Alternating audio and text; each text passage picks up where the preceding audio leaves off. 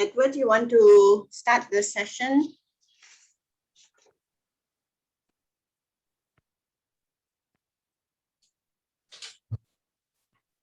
Good morning, good afternoon, good evening. Welcome to another session of Singapore Dynamic Speakers. Today's theme is persuasion. For me, I find it easy to persuade children. I bribe them with ice cream, chocolate, and candy, and get them to do pretty much whatever I need them to do. However, when it comes to adults, you must find a common ground. You must create a win-win scenario where you get what you need and they get what they need. For me, that is persuasion. It's finding a common ground. Think of your week that has passed. Were you in a scenario where you had to convince or persuade someone to do something? Or were you in a position where you felt you were persuaded to do something?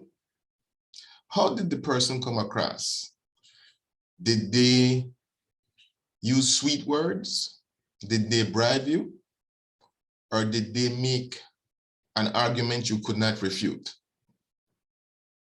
We have all been in one of those positions where we had to convince someone of something, or we had to be convinced of something.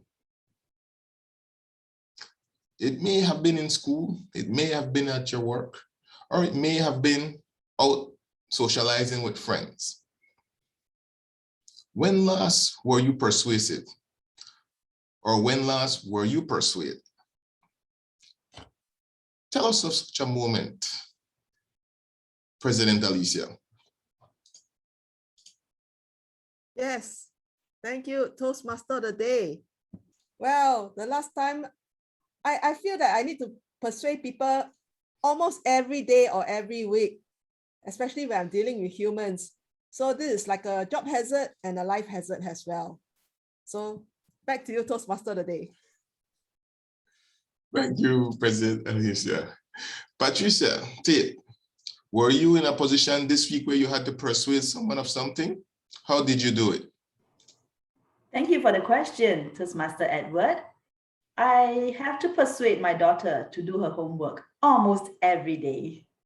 So much so that it becomes like nagging. So I have to be very careful, and I have to remember what you said just now about persuasion being something that the other party can feel she benefits as well. So thank you for that. Back to you, Toastmaster of the day. Thank you, Toastmaster Patricia. As we progress throughout the meeting, I want each and every one of us to think of what persuasion means to us and how we have used it in a leadership role. How have we persuaded our teammates to achieve a common goal? How have we been persuaded to assist in achieving a common goal? With that in mind, I would like to introduce our president for her opening address, our very own President Alicia.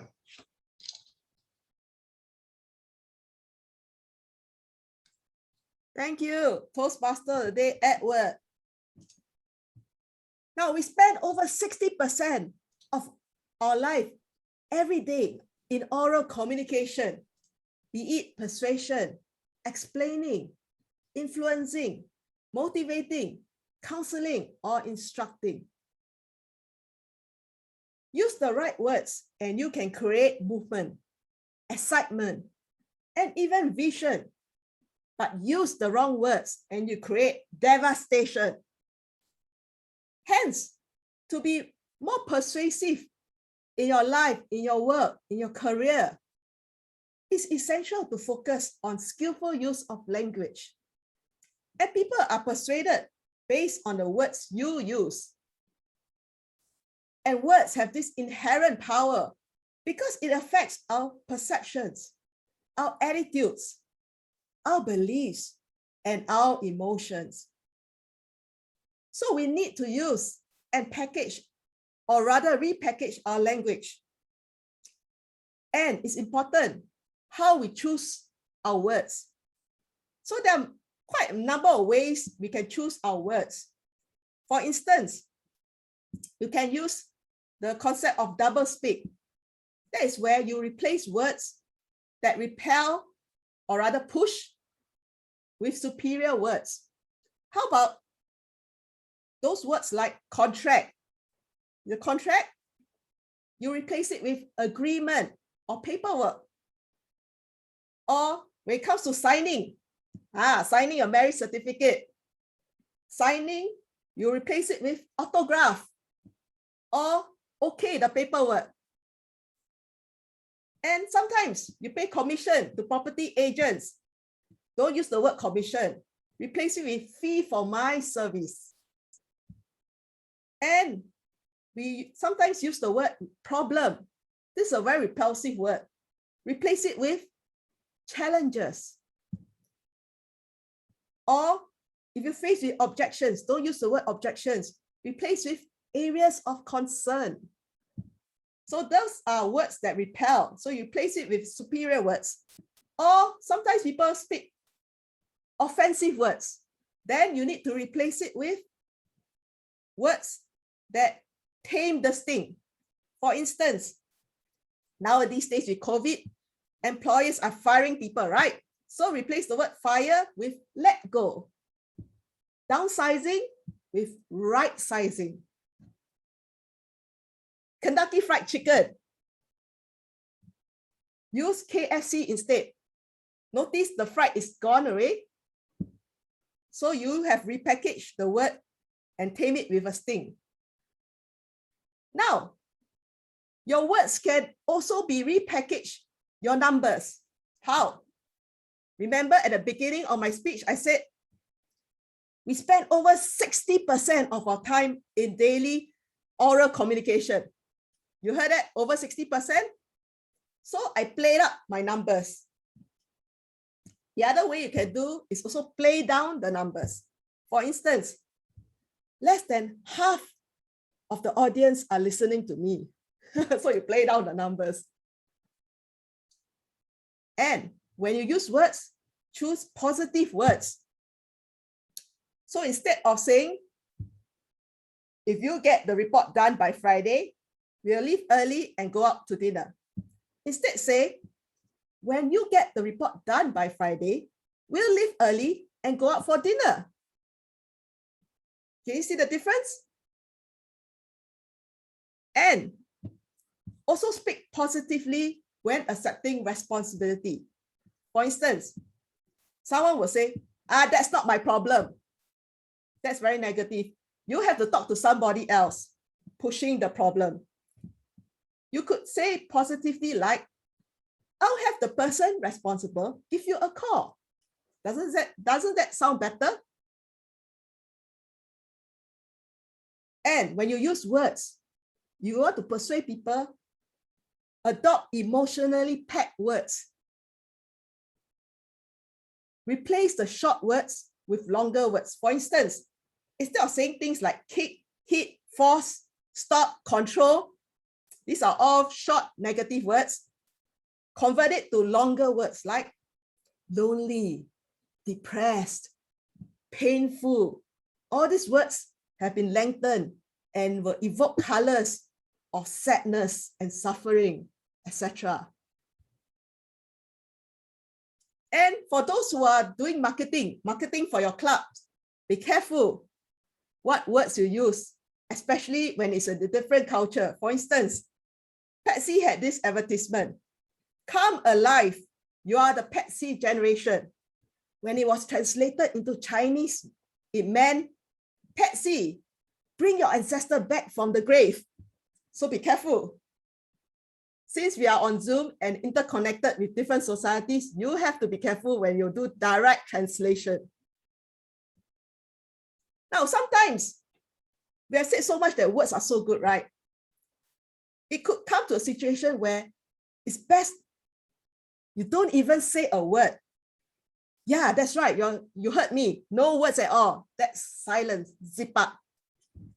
So instead of rambling, and beating around the bush and talk how many hours, it's best when you come to the close of a sale, keep quiet. And the other party will be persuaded. In fact, the other party may think you're smarter because you keep quiet. And then you can go for your close. Now, I always tell my friends or colleagues, you need to use vivid language to paint pictures. So use words to paint the pictures so that the audience can feel, see, hear, and become part of your speech. For instance, if you're walking along the beach, you will say, while I was walking along the beach with the bright sun shining on my shoulders and the soft sand running through my toes. When you say something like that and describe walking along the beach so vividly, can you all imagine walking along the beach along with me? Right, you can imagine that. So use words to paint vivid pictures, and so your audience can have this mental picture of themselves in your speech. Now, words are so powerful. It does not need to be complicated, complex words. In fact, you should go for simple words. For instance, like if I'm talking to people, instead of addressing you people, I will address as you. Isn't that better? I connect to my audience in a better way. And if I want to make the sentence even more positive, I don't use but, because but is a very negative. So I use and something. And instead of saying, could you please help me? Someone will say, yeah, I couldn't help you. Or rather you say, can I help you? Or will you help me? And don't say would. So use can and will. These are simple words that people listen, they're willing to help you, and they are persuaded to help you. There's another technique you can use. We call it the let's technique. Instead of you say, can you do this for me? You say, let's be sure and get this out in the mail today, right? So it's very welcoming. Of course, when you talk about words, please remember to be clear. Simple, no jargon, no technical jargon. Speak everyday language. The simpler, the better. And keep your sentences short. Don't talk down to people. Neither do you use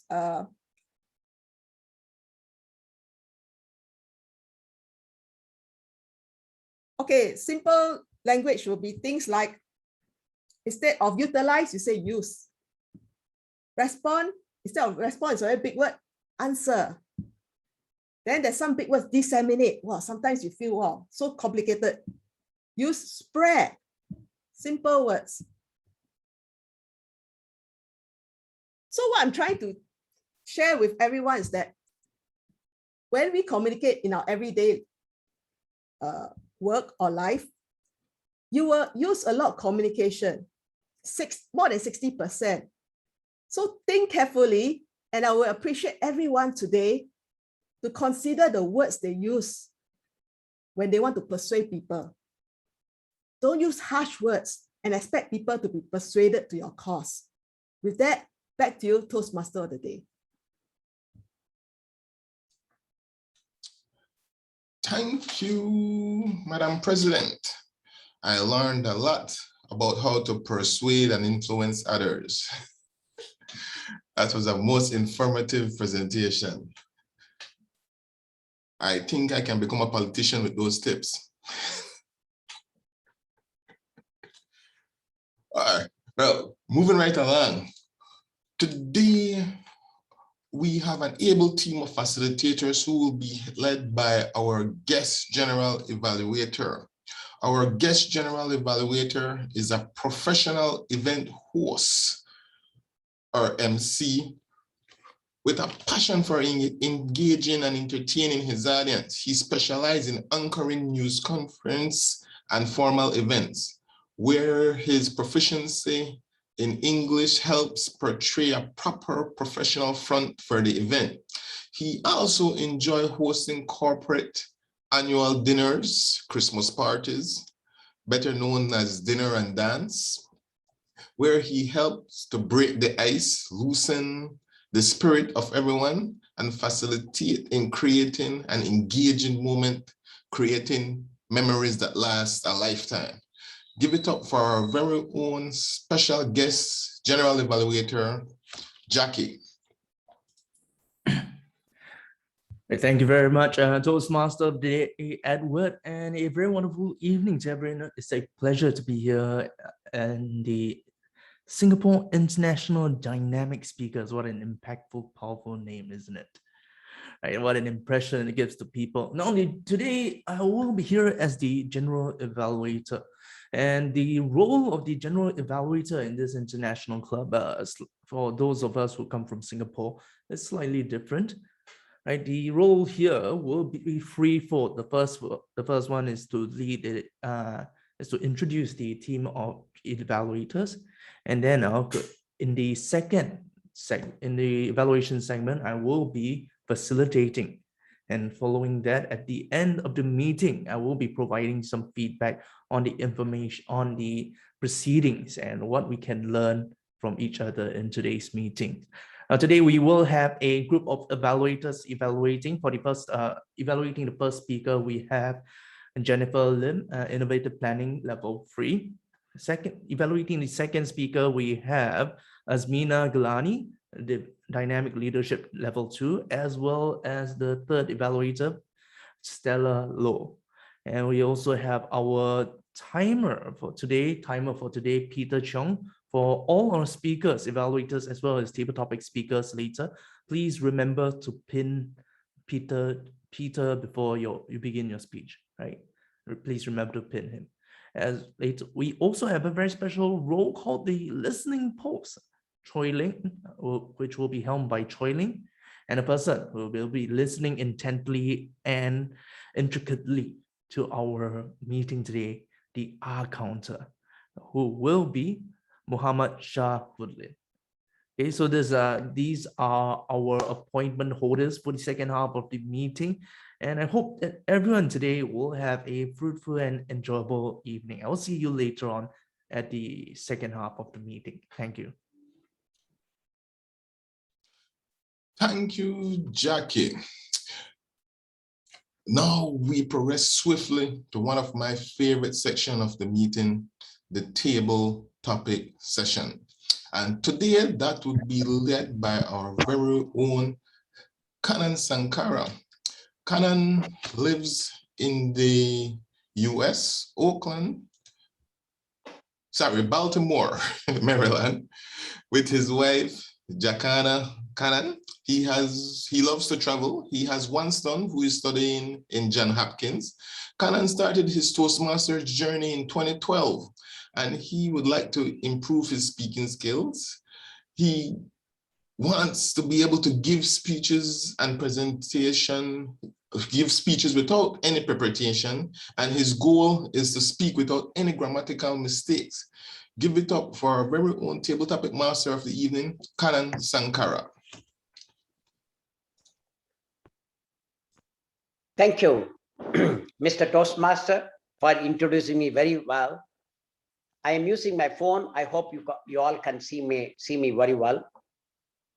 Today, table topics will be different. It will be like in the table topic contest. Let us first of all understand what is table topics. Table topics helps us to be ready whenever we get an opportunity to utilize it fully. Think of a scenario that you are traveling in an elevator with your CEO. You have 25 to 30 seconds, probably 1 minute if it is a slow elevator. You need to make sure you impress your CEO within that 1 minute. So it is a conversation and it is the listening skills. Generally, table topics is for listening and responding. I need to bring best practices to the club. I am not in favor of sharing fancy slides. Don't think I was lazy. I did not prepare the presentation slides. I always advocate every club to have active listening skills. People, Toastmaster may feel, oh, I may not know the accent. Fellow Toastmasters, if you go to USA, there could be a CEO from China, a CEO from India, a CEO from Canada, a CEO from US. Accent will be there for everyone. Don't worry about it.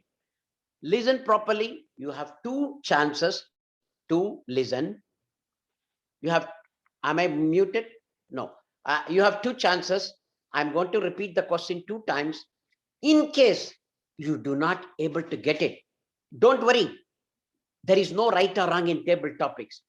Let us say, how is the weather? I'm asking you a question, how is the weather? You can say, I like my food, I like hamburger with cheese. There is no right or wrong. The way you are responding is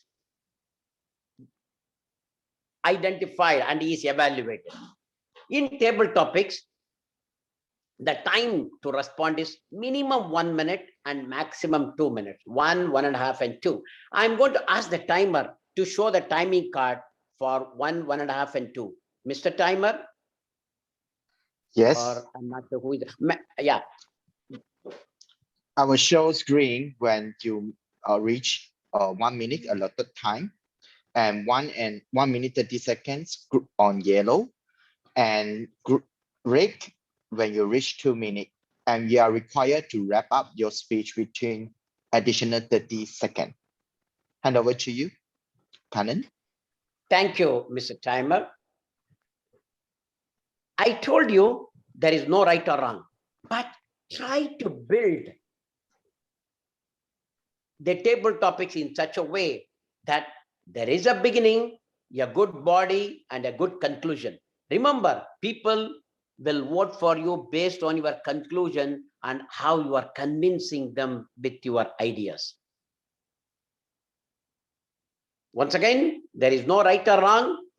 I will request somebody, because I am having only cell phone, somebody to tell me the next person. I will read out my question. I will read out the question 2 times, but I will request either the timer or the table topic master to tell me who is the guest who is willing to take. I encourage the guest to participate in table topics because this is the best way to use the opportunity as a speaker and enjoy Toastmasters.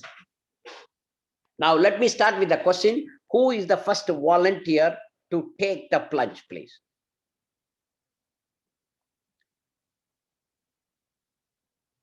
Jennifer. Jennifer? Thomas? Okay. Yes, I'll do it. No problem. Okay. I thought I will get a guess, so I Yeah. get you a nice thing. Jennifer, do you have pets in your house? I have, sorry. Pets, P-E-T. Yes, A yes, dog I or do. a cat? I do. Okay.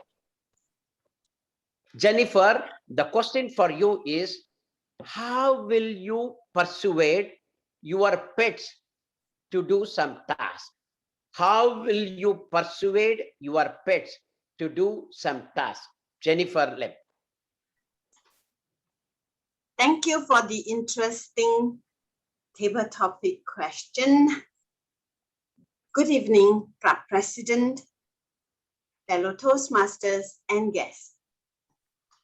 How will I persuade my pet to do some task? My pet is a dog, a lovable, silky terrier. She is silky and she is a terrier, but she is also a terror. It's not easy to persuade my terror terrier to do a task. because she is so pampered by my eldest son as well as the other members of the family. Everyone dote on her. When I first trained her to go to the toilet to pee and to poo, she just refused. So what do I do? I could not show an example of how I did it, of course, because she's an animal. So what I did was I put some treats along the trail and then make sure the treats are all the way to the toilet. Then she just keep on eating each of this treat. And when she reached the toilet, she did her business. And day after day, I did it, but I reduced the treat. So she knew that if she wants to poo, she has to do it in the toilet or even to pee. So that's how I try a different approach to persuade her.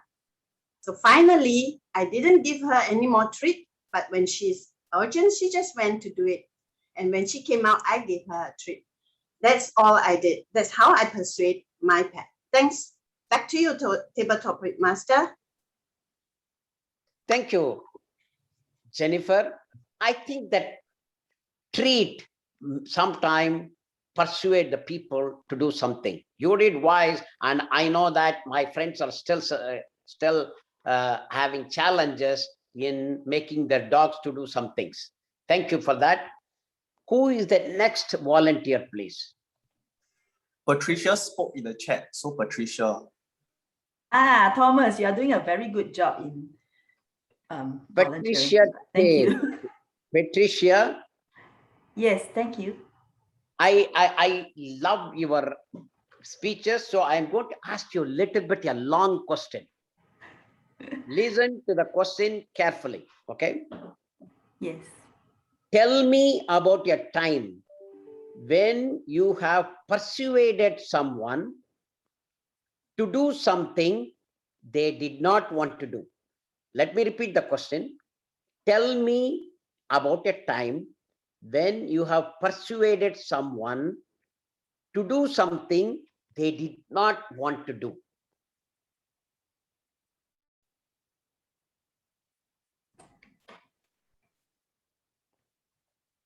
I need to recall a time when I persuaded someone to do something that they did not want to do. I remember I had a friend who called me up sounding very distressed. She was in distress and she said, I'm feeling so upset at work because someone is always making things very difficult, someone at work. So I spoke to her and said she has to stay positive no matter what, and she just has to be very objective about things and be ready to listen to others, at the same time be very discerning, be able to discern right from wrong, and the things that she should be doing, the things that she should not react to. She wasn't willing to listen at first because she was full of emotions. She was very upset. I think when someone is upset, the person is usually not ready to listen. I didn't do it in one setting. We spoke over 2 to 3 times. And over time, she decided that, yeah, maybe that was the way to go, to be very objective about things and to listen carefully, to be willing to listen to ideas and to not react negatively when certain ideas are put across to her. So I guess I have succeeded in that, helping a friend, persuade a friend to be more positive. Thank you for that topic, Etienne, Kanan. Thank you very much. Back to you. Thank you, Patricia. I know it is very difficult to convince everyone to be positive, but you have succeeded in that. That is a great job. Trust me, some of the people will not be always positive. Yes, Most of the time they are positive. You did that very well. Thank you. Who is the next volunteer, please? Edward. Sorry, who? Edward. Edward. Okay. Edward, I'm going to ask you a question. Edward, are you a guest? Oh, no, I'm not. Oh, you are the table, you are the Toastmaster of the day. Okay. Let me ask you one quick question. Tell me about a time when you have a disagreement with a team member and how did you persuade him to agree with you? Let me repeat the question. Tell me about a time when you had a disagreement with your team member and how did you persuade him to agree with you?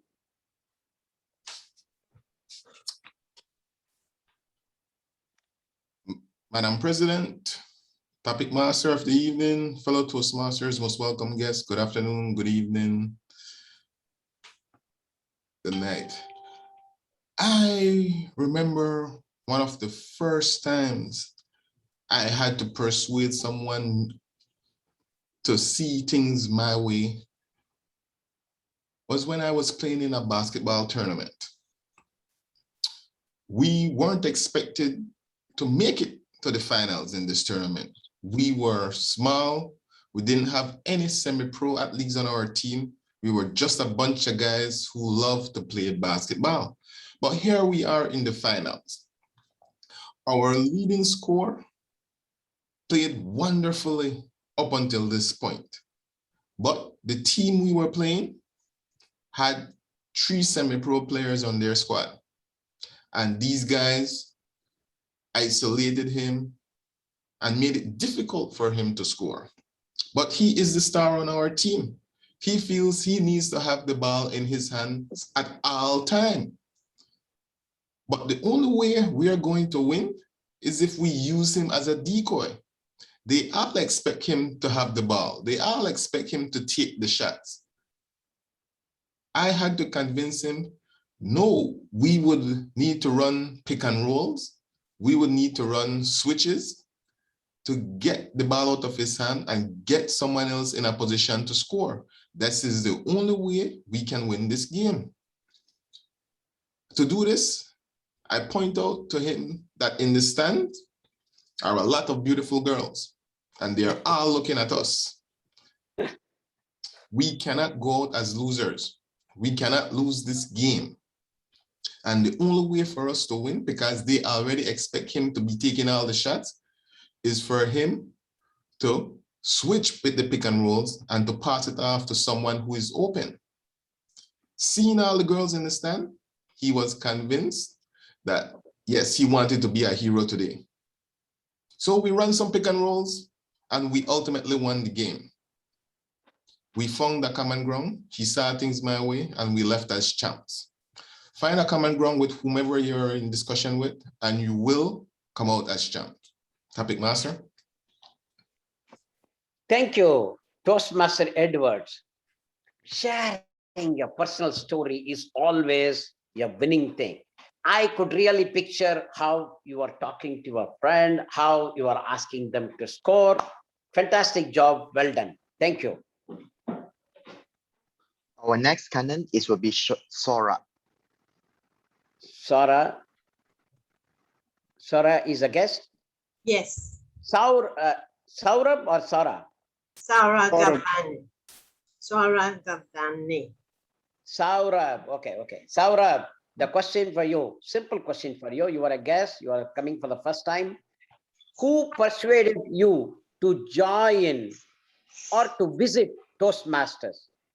Who persuaded you to join or to visit Toastmasters? Saurabh. Okay, so first of all, thank you for the question, Table Topics Master. It's just been around 6 months since I've joined Toastmasters, and this is my second Table Topics. I've always been terrified of Table Topics, and I don't know how I got the courage to type my name there, but I did it, so I'm really proud of it. Yeah, coming to the story, I've always been a person who goes out of his comfort zone to grow himself. And I've always been wanting to join Toastmasters. So last year, I follow a YouTube channel named Yes Theory, and they advocate going out of your comfort zone in spontaneous meetings. So last year, uh, I went to a party of a stranger with 30 strangers, and I met a person there who was a president of the current club I'm part of. I spoke to him, and he told me about all about his club, and I shared with him my desire to join Toastmasters. We eventually lost contact as the pandemic struck, and all of a sudden I remembered, then yeah, I have to join Toastmasters again, and there's no point in delaying it because I want to be a better person, better version of myself. I want to learn public speaking. So thankfully, I had his number. I contacted him, and I joined Toastmasters, and it's going really great so far. So I think the person who persuaded me to join Toastmasters is myself. So I'm really grateful to myself for taking that journey, and I'm really looking forward to how I grow in this as I go through this journey. So thank you, and over to you, Table Topics Master. Saurabh, you said that you are afraid of table topics, and this is your second table topics. You were very fluent. I do not know why you have to be worried. You are very fluent. You articulated your position very well, and you handle the table topics in a very fluent manner. You should not be worried. You should always do table topics every week. You will be one of the successful table topics contestants. Try speaking table topics often. Thank you. And you are already a Toastmaster. That is a great thing. Thank you for your participation. Angela Who is will next, be please? next. Angela. Who? Angela. Angela who? Angela Lansbury? Angela Lansbury. Angela Lansbury. Angela, I'm going to ask you a question. Does culture affect how people receive and resist persuasive messages? Angela, I'm going to repeat the question. Does culture affect how people receive or resist persuasive messages? Angela. Thank you very much, Kanan. This is an easy question to answer because my family have worked in market research, and they know that when you devise a questionnaire, there are certain questions you cannot ask. For example, if you go into a household in Pakistan, you cannot ask people, how many bottles of whiskey have you bought this year? They would be extremely offended. They wouldn't want to tell you. They wouldn't even want to answer the rest of the questions. They think you set out to annoy them. So questionnaire design has to take into account what people feel. And also, going out to some countries, if a male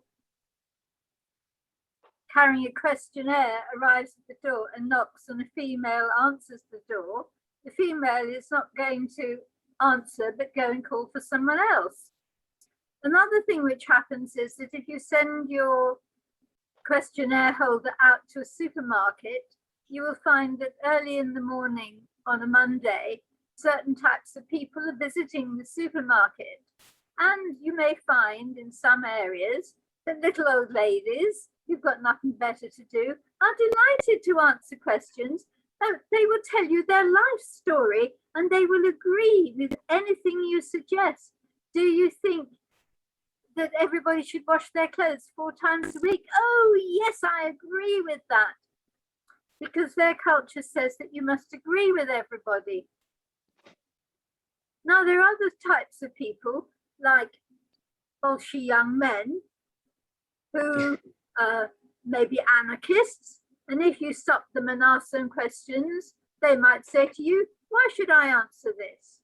And we've all noticed that there are people who say that because I'm asked to wear a mask, it's because the government is out to get me. It's all a conspiracy. Nobody landed on the moon and the earth is flat.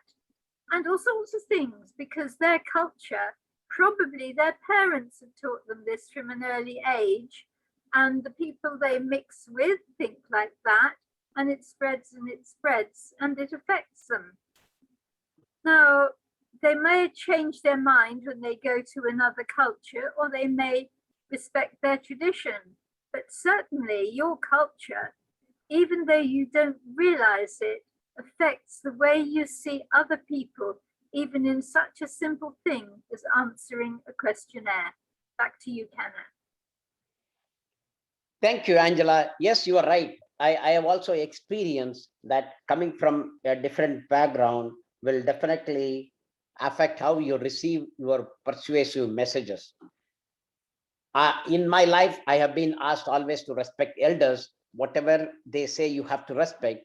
So I tend to listen to elders and listen why they are saying this, why they are saying that. I process many times before I disagree or contradict their statements, even in table topics.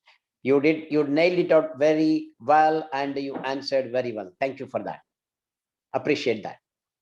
Who is next, please? Asmina will be next. Who is that? Asmina. Asmina. Okay. Asmina, did any sales representative persuade you to buy any product? Did any sales representative persuade you to buy any product? Asmina. Thank you, Kanan. In the work, everyone, whenever we are short of any product, or if any particular customer needs something that we don't have in our company, that we don't hold here in our country, Mississauga, then we ask others if they can help us in getting those things for the customers. And then the people start selling and showing the worth and the value that that product holds. And while they persuade, we try to keep our minds open and take rates from other companies as well. And once we agree upon the terms and the conditions, then we buy those. So yes, it happens every time. And it is very, it's not difficult to persuade anyone to buy the things. But the thing is that in persuasion, you need to know the techniques. You need to be aware of what your product has, what value your product holds, and why your product is so important that anyone should buy, and why it is so different from other people's, other companies. And then you will be able to tell them the benefits and give them the long lasting and future prospects of the sales, so that customer keep on coming back to you, and give them discounts and other benefits as well. Thank you. Yes, thank you, Asmina. You are so fluent. Thank you. You are correct. If you are able to demonstrate the product's benefits, and if you are able to take care of your customers by offering discount, by offering promotions, yes, you will be able to sell your product, whoever it is. Thank you. You have spoken very well in the table topics. Who is the next one, please? Yenny will be next. Sorry? Yenny will be the next to go. All right. Do we have Titi and Yenny? Yeah. Are you here? Yeah. I'm here. Hi. All right. Yenny, I'm going to ask you a simple question. Tell me about a time when you had to work with a very tough person. Tell me about a time when you had to work with a very tough person. Thank you, Kenan, for the topic. Tell me the time when I need to work with a very tough person. There are many times in my life, actually.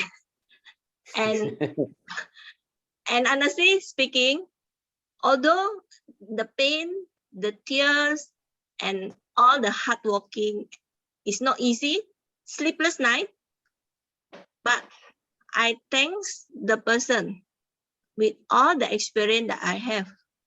Because with the experience that I have, it teaches me to become a better person, and it makes me who I am now.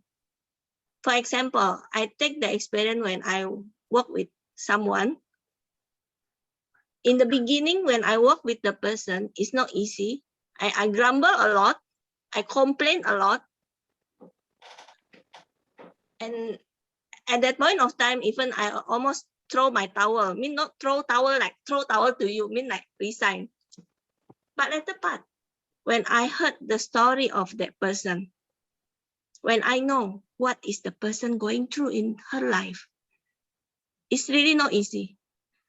We are what we are now because of the wound of the past that we had in the past.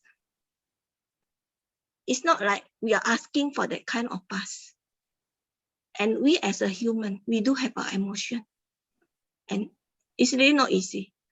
So when I realized that, I can understand with what she did. Although it's not easy, but it give me I position myself in her shoe. And I know if I have experienced what she experienced, maybe me as a person with emotion and as a person we are vulnerable as well, I maybe do the same with her. So I thank her and all other person that teach me to become a better person.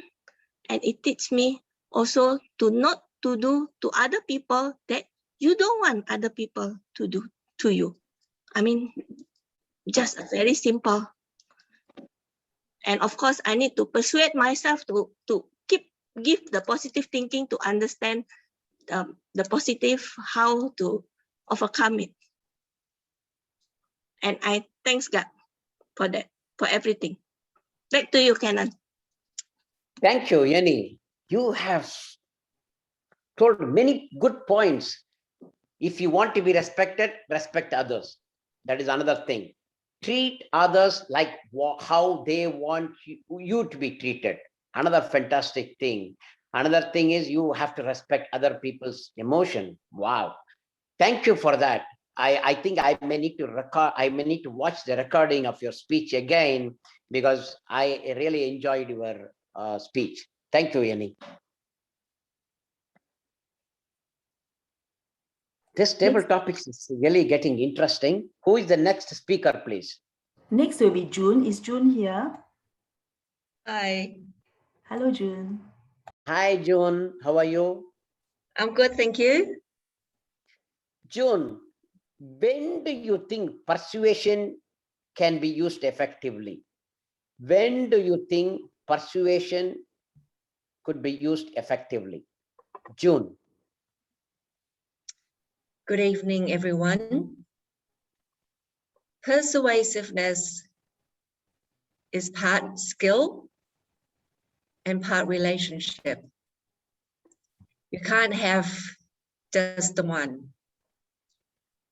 Persuasive is you have to have some credibility in the relationship. You need to know what you're talking about. And you also need to have established some relationship. For me, I'm a very hard person to persuade unless I trust the person.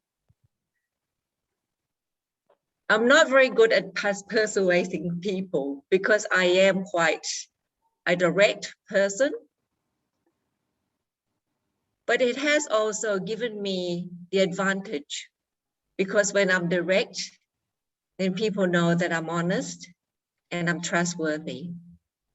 So I have that in my pocket when I want to persuade someone to go one way or the other. But in the end, the final decision would not rely on me.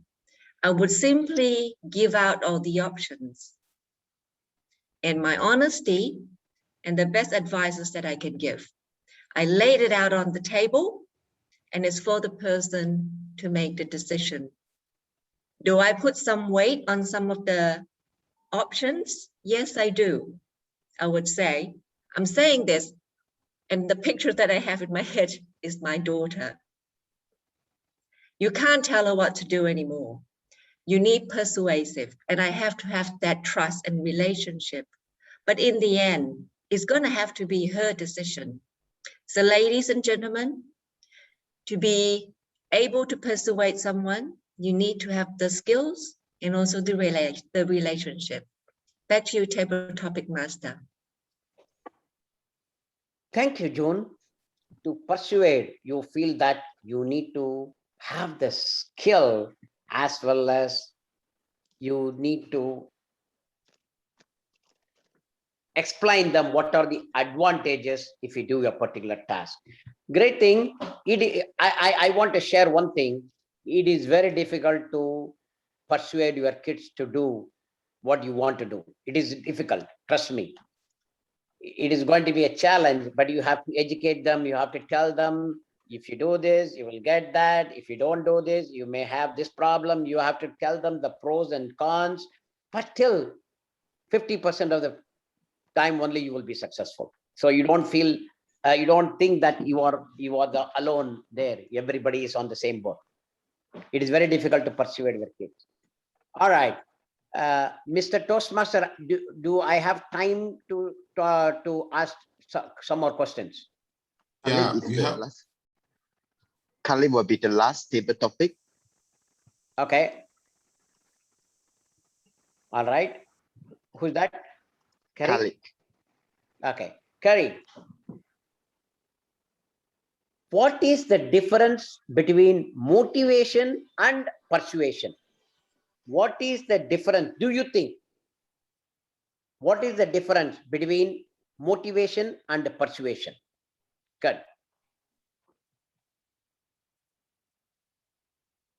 Hello? My apologies, Kanan. I had a phone call, so could you please repeat the question? No problem, Khalid. No problem. In your mind, what is the difference between motivation and persuasion? Okay. My friend Kanan, fellow Toastmasters, motivation comes from within. Persuasion is something that you can impact people with. And let me read what's written here about the theme. There is a quote by Robert McKee. Influence is just persuasion in slow motion. So persuasion boils down to being influential. You just mentioned we always have difficulty influencing our children. And I will tell you why. Because the least effective way is to persuade anyone is using your words. But if you act your words, you walk your talk, you do not have to use a single word to influence anyone, especially your children. Be an example of what you want them to do, and you will get the results that you desire. Yesterday, I was watching a movie, and there was this mother, single parent. One of her kids was smoking, in hiding, of course. And then this was a very smart kid. A day before she catches him, he asked his mom, "Mom, is smoking bad for you?" The mom answered, "Yes." He says, "But it's a bad habit that's difficult to give up." So the following day, the kid used that argument to attack her mom. She said, "Well, you said it's a bad habit and difficult to give up. So how can you influence people? Just walk your talk." Back to you, Mr. Table. Thank you, Khalid. That's a good thing. Actually, you are right. Motivation is coming within. That is fantastic, the way you said. And you also shared the story. In the story, you talked about the mom and the kid. Yes, we have to be very careful when we are talking to the kid, because they are able to absorb everything and they can reproduce whenever they want to. So one of the good lesson you taught me is be careful when you are talking to the kid. I think everyone qualified for the time. Can you please confirm, Mr. Toastmaster, whether or Mr. Timer, whether everybody qualified for time? Everyone speak within a lot of time, except Angela, hesitate a little bit, 2 minutes 46 seconds, and Jenny, 2 minutes 52 seconds. So Okay. Angela and Jenny were not qualified in the pool. Okay. I leave it the decision to the president. Otherwise, vote for the best speaker. Do you think whoever you think is the best? Please vote for the best table topic speaker. Voting is very important, whether in nation or whether it is within the club. You need to make sure that you vote for the right speaker, so that that will also motivate them to speak next time. Second, by winning this, they know what the others also will know how to speak, so that which is correct, etc. So first of all, vote for the best table topic speaker. I will give you 30 more seconds, Mr. Timer. Sorry, can Mr. Cannon, anything? How much time we can give for the vote? Can I confirm with Alicia? Alicia's when we will close the vote? Only 70% have voted. See. Okay, I could not see that. Sorry. If I have the computer, I could have seen that. I'm sorry.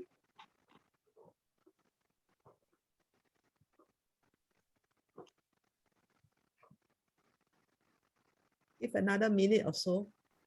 Yeah, okay.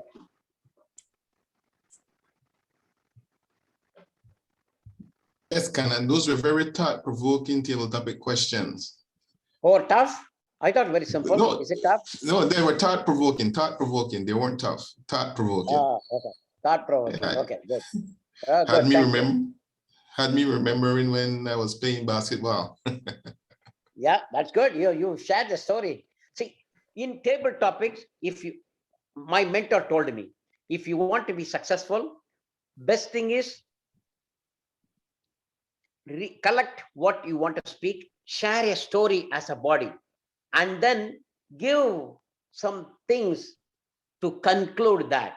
So there will be a connection between the opening, the body, and the conclusion. So you can give the story so that people will be glued to that, but don't stop the story. From the story, you need to conclude how you need to infer the conclusion, so that that will be impact table topics speech to others.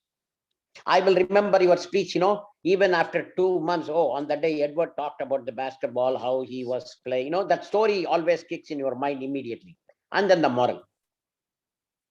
Paper topic master, Mr. Cannon, we already end the poll. You may proceed with following. Thank you. Thank you. And that concludes the table topic session. I want to thank everyone who has volunteered to speak. You have taken a great step to speak. I always love to speak whenever there is an opportunity. Having said that, I am going to yield the lectern to our Toastmaster of the day, Mr. Toastmaster. Thank you again, Canon, for those table topic sessions. Let's all give Canon a round of applause. And with that, we break for 5 minutes before we go into the prepared speeches session of our program. 5 minutes, and then we return.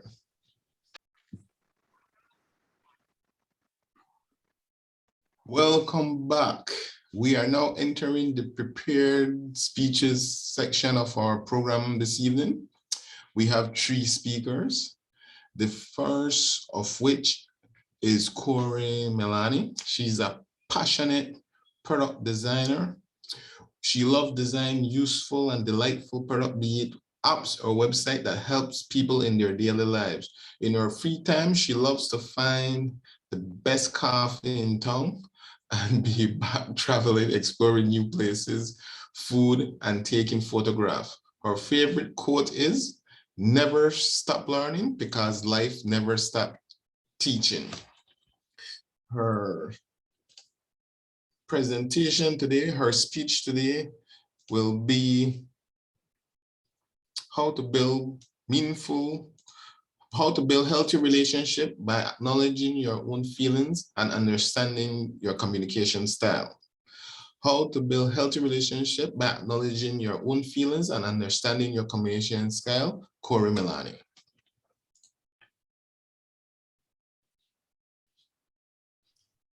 Is it now my turn, or the evaluator have to read the evaluation objective?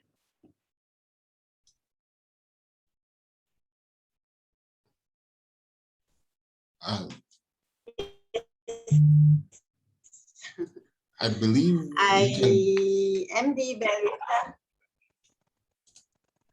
Sorry, Edward. The purpose statement of Corey's speech. The purpose of this project is for the member to learn about different communication styles and identify her primary style.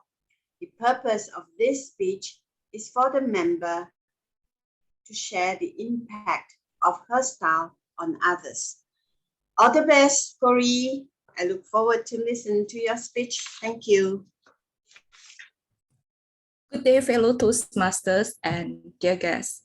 Have you ever had a problem with your boss? If you ever had, please raise your hand. Oh, I saw some of you in the same boat as mine. A few months ago, I felt uneasy about my big boss behavior. She totally ignored me in the group chat and direct message. I felt frustrated because she replied to other colleagues' message, but not mine. Furthermore, I was helping her with extra administrative work in our design team. When I encountered problem and I need to clarify with her, either there was such a long delay or my message was not even read. To make it worse, my big boss has a type A personality, very dominating, easily irritated, and critical. What would you do if you were in my position? Before I continue with my story, based on recent tests, I discovered that my communication style is supportive, which is calm, steady, and gentle.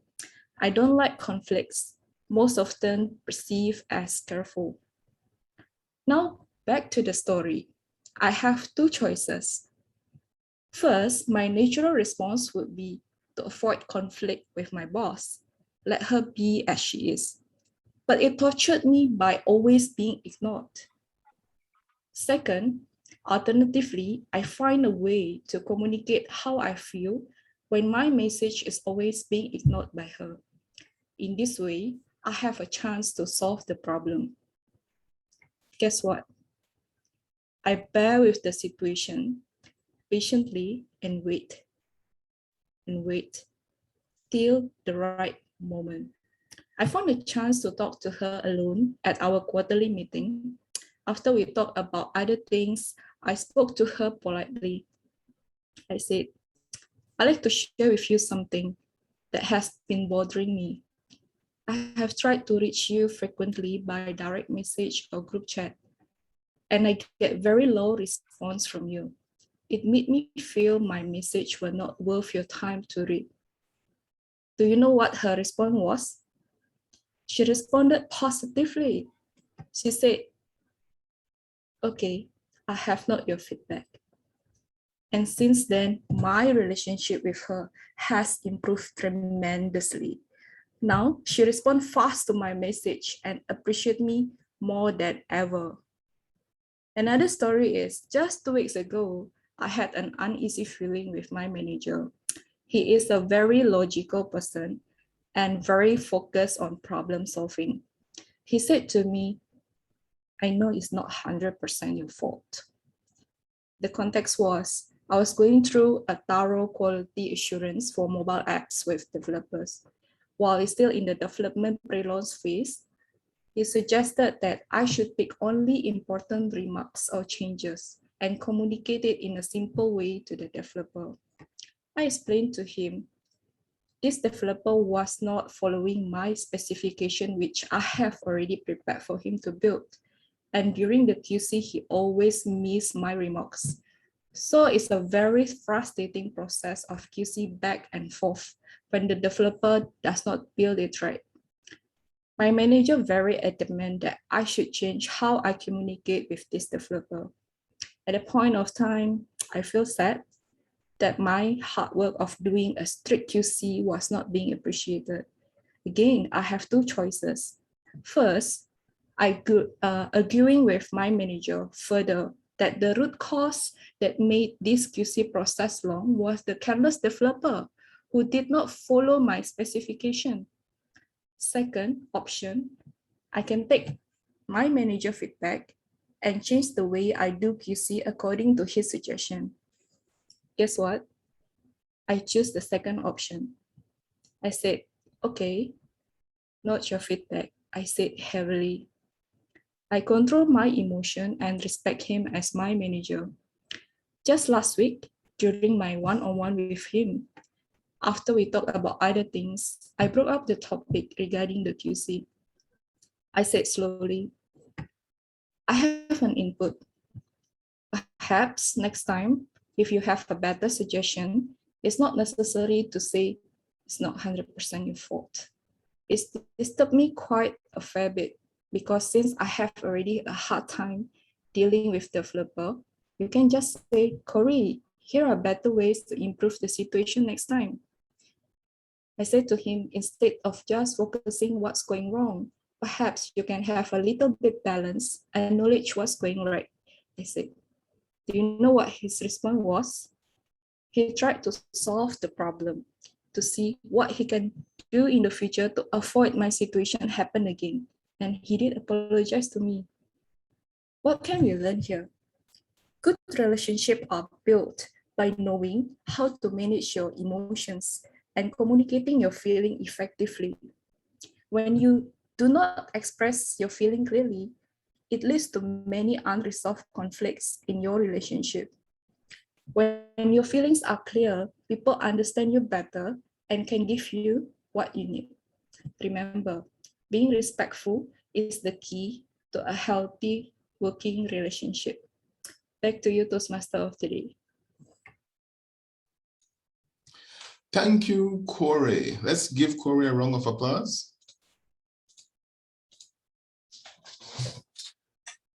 I learned that I should control my emotions when communicating with others and not to blow my top and shout them down. Thanks, Corey.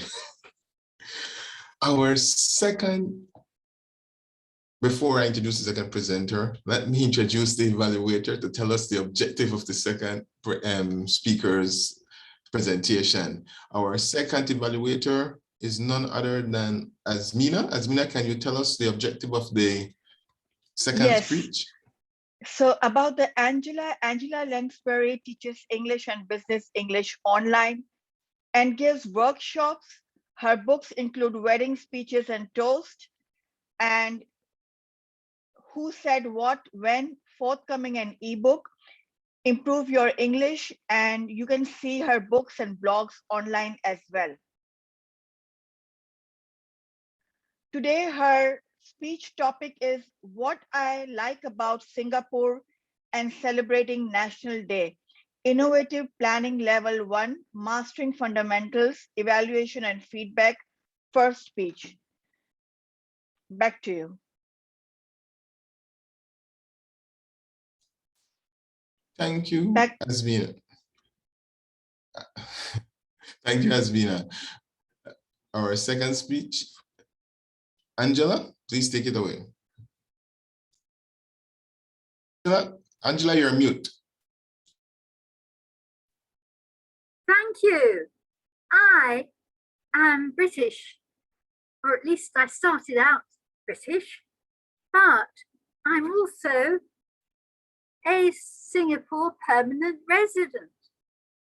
And I love going back to England, but I also love being in Singapore. I am a person who has two hats. What do I like about Singapore? Since I'm now in Singapore and we're coming up to National Day, I'm going to tell you what I love about Singapore. So that if you're here, or if you're ever going to come here and visit me, you can see all the things I love about Singapore. Now, the first thing that's wonderful when you arrive in Singapore from any other country is the airport. It is frequently voted the best airport in the world. It was the best airport in the world when I first arrived here 20 years ago, because it had statues, it had greenery, it had open spaces, it had carpets. It was wonderful. It was heavenly. And then, would you believe, you think it couldn't be even better? They opened a shopping mall. And what did they put in the shopping mall? It's called Jewel. Those of you who live here will know what it's got in the middle. It has a waterfall many stories high, gushing down in the middle, with sound and light shows in the evening and on the hour and all the time, all for free. As they say in Yiddish, what's not to like? Now, I'm an author, so of course I like books. Now, Singapore is a small country, and the oddity is that small countries sometimes have lots of people who are avid readers. Now, I've heard that Singaporeans don't like reading, they prefer shopping. However, Singapore also produces some wonderful books. When I first got here, one of my favorite books was the David Marshall trials. I had a friend who is a lawyer, and I heard about David Marshall, who is a lawyer who defended people like the little girl who was facing the death penalty, and he saved her by showing that she hadn't killed a little baby deliberately, but was trying to hide him. Don't take my word for it. Read this book, The David Marshall Trials. Then I met Catherine Lim, my favorite author. She wrote a book which had a short story about a teacher, and I loved it. She wrote a best-selling book called The Bond Maid. If you've got nothing else to do and you're sitting home alone, read The Bond Maid, or her book about Singapore, Roll Out the Champagne Singapore. Then, of course, if you're a Toastmaster, there are Toastmasters who've written books. Manoj Vasudevan, what a mouthful of a name, written a book called The Mousetrap Way, about how to solve your speech problems.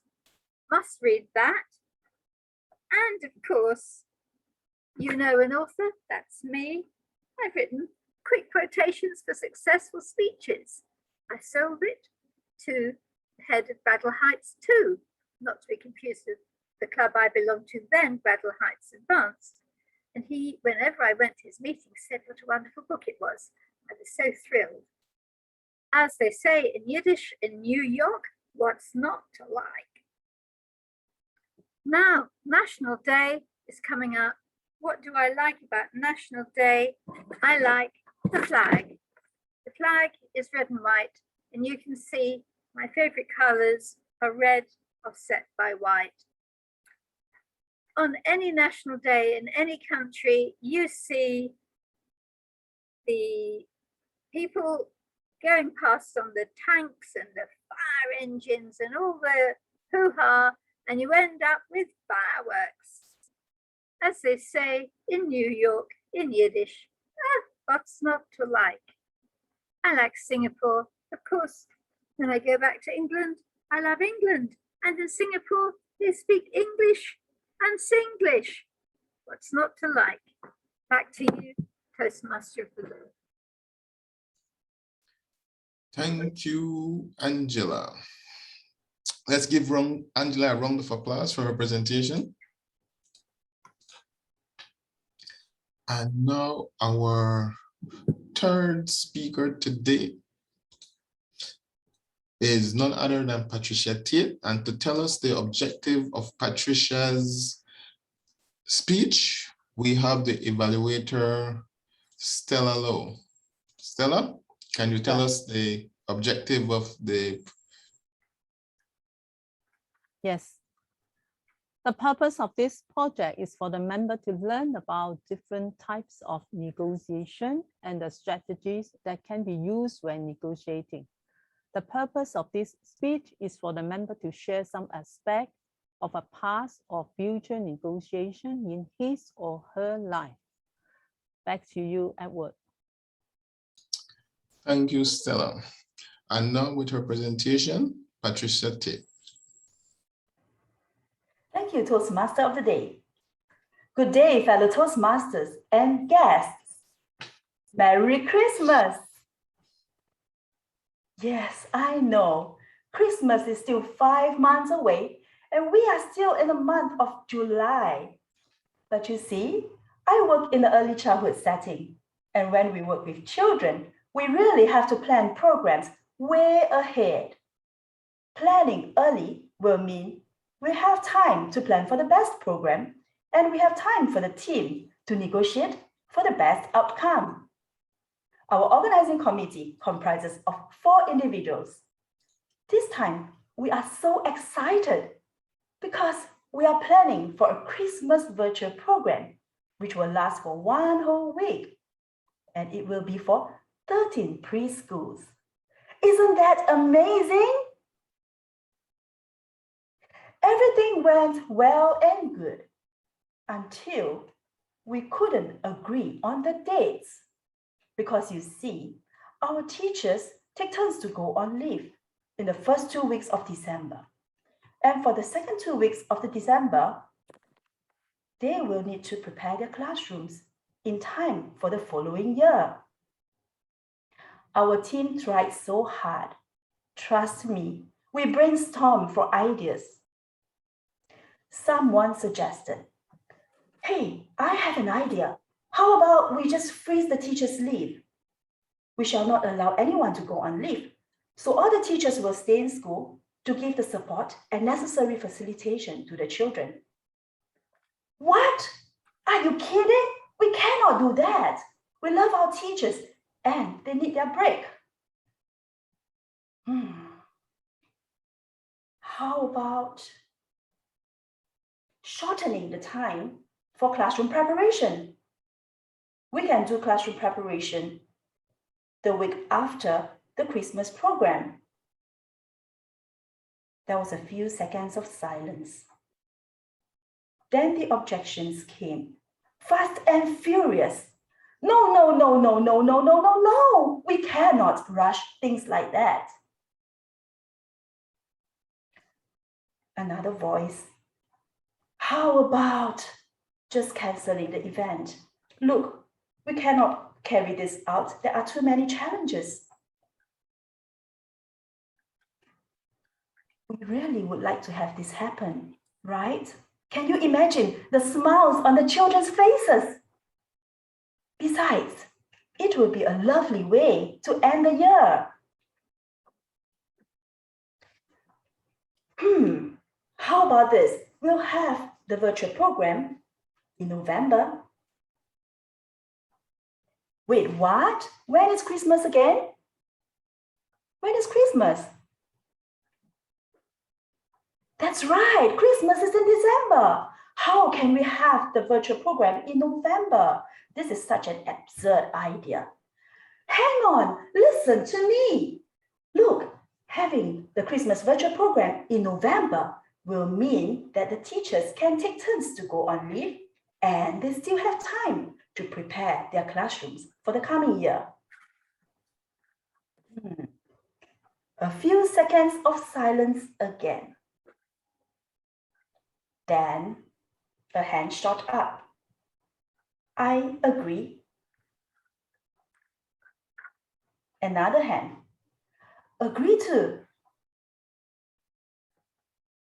Yet another hand. Hey, I agree with your idea. Seems like this is the best solution.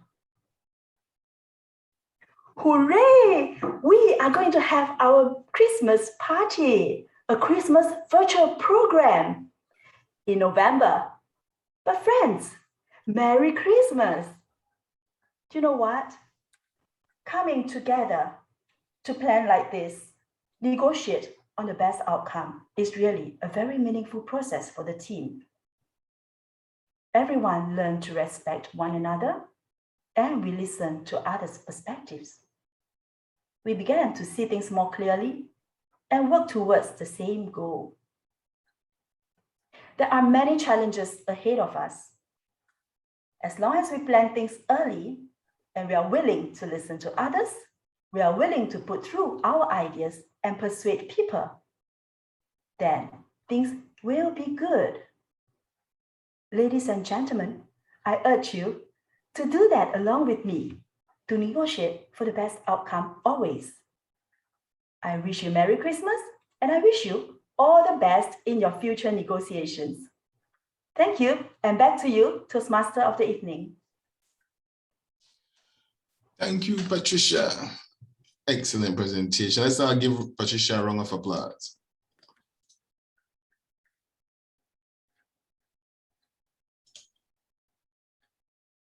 Zoom Master, can we have the poll before we break? Well, timer first. Timer, can you post the time for the speeches? And then can we have, if everyone qualifies, can we have the poll? Yes, at work, everyone is qualified for the voting.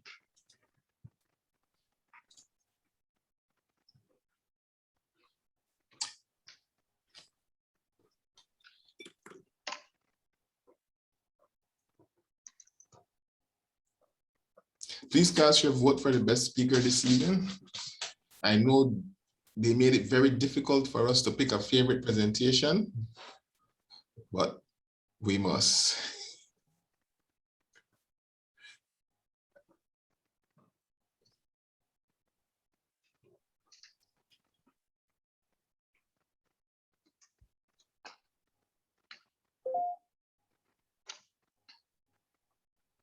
We are at 75%. If you haven't cast your vote as yet, please cast your vote.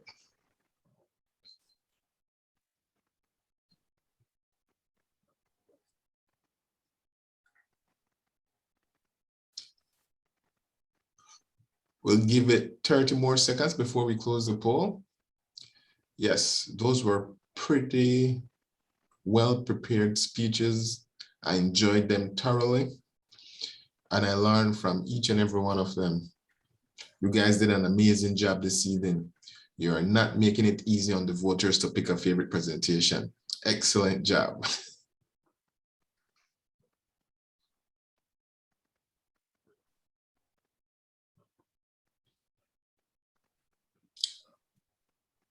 Okay, in the next 10 seconds, we'll be closing the poll.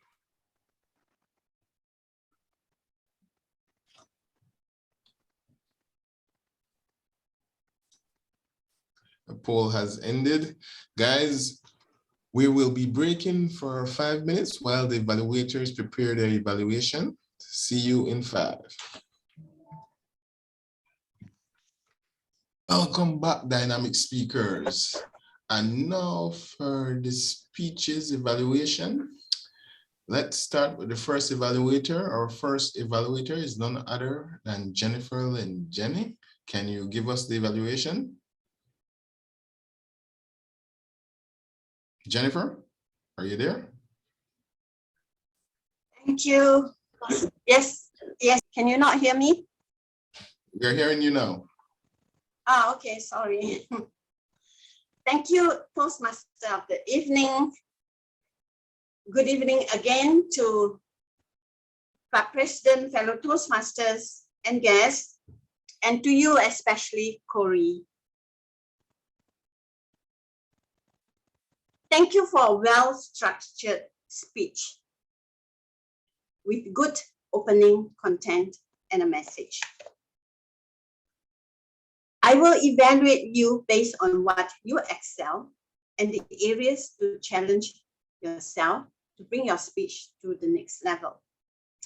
I like that you started your speech by engaging the audience, by asking if you have any problem with your bosses before, and there are some hands that were raised, including mine. We do face problems at one stage or another in our working life. It's not always a bed of roses. You highlighted how you, as a supportive, calm and gentle communicator, tried to appease and respect your boss and resolve the problems on hand. How you shared your feelings with the boss. You were direct, and that's how you managed to communicate with your bosses and bring your relationship to a higher level.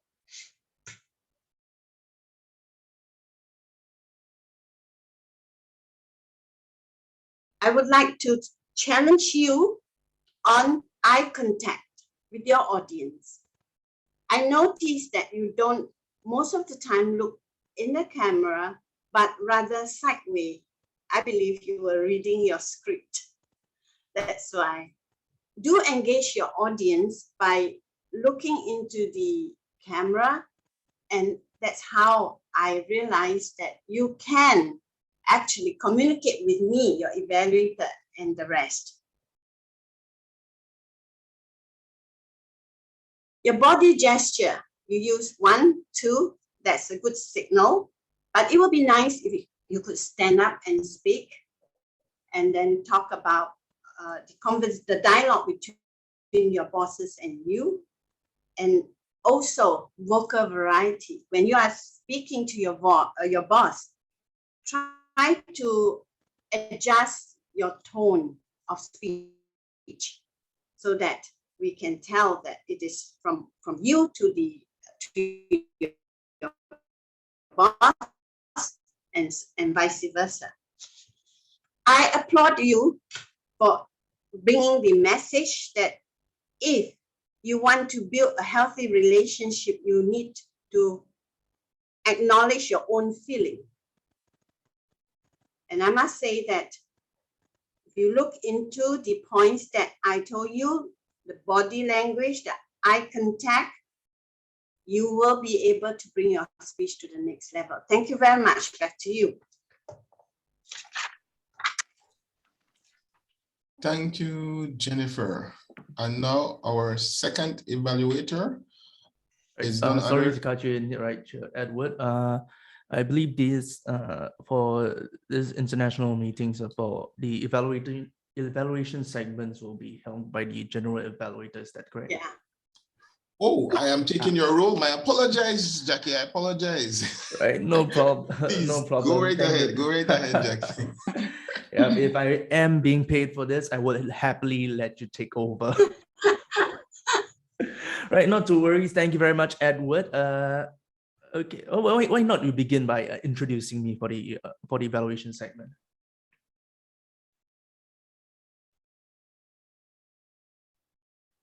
Sure, Jackie, no problem. To lead us in the evaluation session, we have none other than a professional MC, someone who is excellent at breaking the ice and making us all feel comfortable.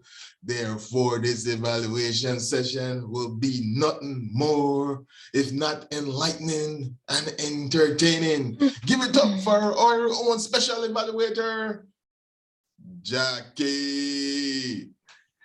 Thank you very much, Edward. And I must say, my introduction suddenly felt a lot more dramatic than the ones that you have been giving so far.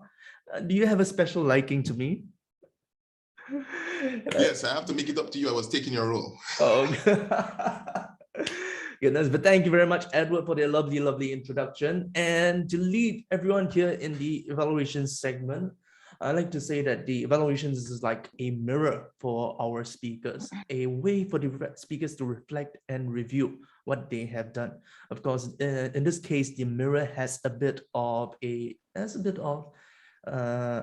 autonomy, has a bit of intelligence to point out the areas for which our speakers can learn and grow from. Like we have seen in Jennifer's evaluation, we're going to have a lot more for the next two evaluations. Right, for the second speaker, the second evaluation, the evaluator will be evaluating Angela Lansbury, and she works in the garments industry and she loves public speaking, which is why she's here in Toastmasters. It's be running and volunteering. A person of a big heart. Please welcome dynamic leadership level 2, Azmina Gulani. Thank you, Jackie. So Angela, first I will tell you what is excellent and then what is good about the speech and then how you can improve. So you start out with, I like your background and your dressing, it really matches your topic. You are wearing the red color dress and shifting different caps, which was from England and one from Singapore. This was really amazing. It really resonates your topic. And then the red color of your dress shows that the flag is red color. And this was also very excellent about your speech. And then you move on to that you love the Singapore. I like the way how you said that Singapore airport is the best airport. And then you talk about the waterfalls and then the statues and greenery that is around the airport. Your gestures were amazing and it was really excellent. And your eye contact was very good. I feel that you are talking with me and you are addressing us, all of us. Then you move on to the book's name and you have introduced 4 books to us. And the third book you said the Mousetrap, how to solve your speech problems. And the 4th book was Quick Quotation to Successful Speakers. So I think this was a great step that you have given us all these recommendations. And overall, your speech was excellent. Your gestures were amazing.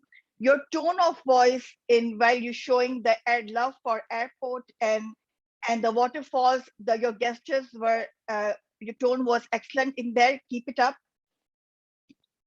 And where you can improve upon is that you can show us slides with the names of the books as well. You can show us some pictures of the airport. And also, you can give us some personal story that you like it or you have personally visited, and some although you had told us about the airport, but some more insight and stories you can also give here to make it a bigger speech. Thank you. Thank you very much, Azmina. Very uplifting evaluation indeed.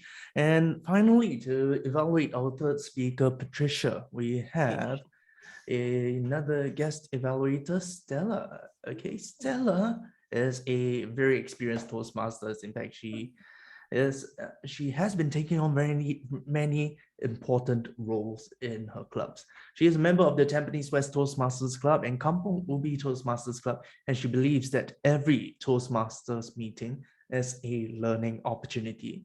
Wisely said. Ladies and gentlemen, please welcome evaluating Patricia's speech, distinguished Toastmaster Stella Low. Thank you, Jackie. Hi, good evening, Club President, fellow Toastmasters and friends, and especially Patricia. I love your speech. I'm going to share what I like about your speech and give some suggestions. Number 1, your topic chosen. You talk about Christmas, and this being your negotiation for the best outcome, our Christmas program. I think as a beginning, you just say Merry Christmas.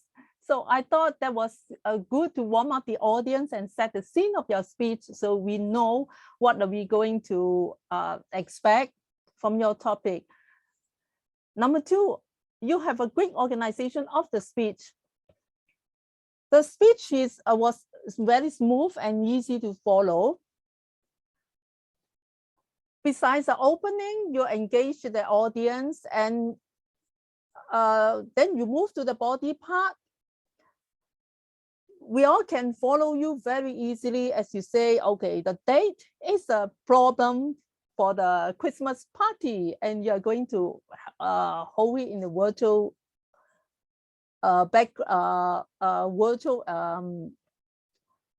condition.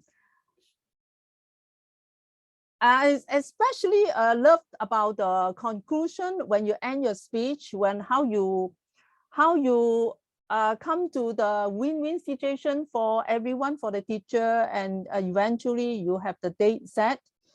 And the message was to set a goal, and your strategy is to plan ahead. I really loved it, the ending. Now, in terms of delivery, you have a stage positioning. You stand to the left, and you speak to another person, and to the at the right. Your eye contact was very connected with the audience from the beginning to the ending. Your pause.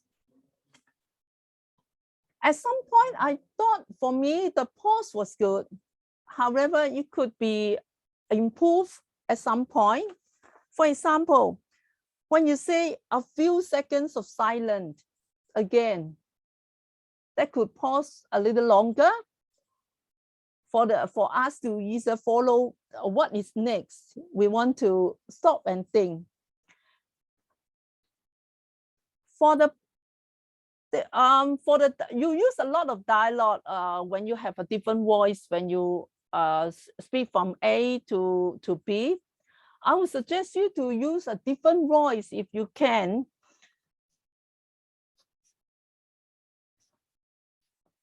And inject some more vulgarity. For example, when you say, no, we cannot rush, things like that. To have more convince and to act in more high pitch or low pitch and to emphasize the words. All in all, I really enjoy your speech. I thought you have a great organization and the topic chosen was great. And work on the delivery, more on the vocal varieties to bring in a different voices, and then